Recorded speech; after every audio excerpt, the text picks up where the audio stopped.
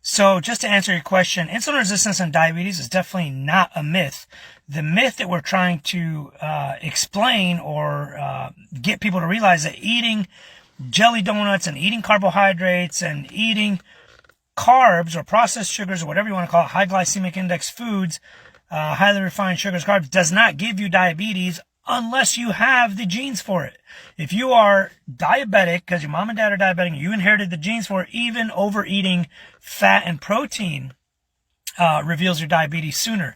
So it's not a question of, is it eating the carbs? It's a matter of being overweight. If you have the genetics for diabetes and you overeat and you gain weight, yes, it'll reveal the diabetes a lot sooner. The way we know that diabetes is genetic is we actually have genetic testing. But one way you can just logic it if you're not a scientist or a researcher is only 10% of the population is diabetic, while 80% of the population is overweight and 42% is considered obese.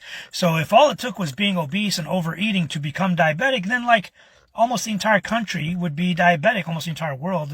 Obesity is on the rise everywhere, but then everybody would be diabetic, and that's just not the case. If I don't have the genes for diabetes, I could eat 1,000 jelly donuts a day, get to 400, 500 pounds, and still not be diabetic.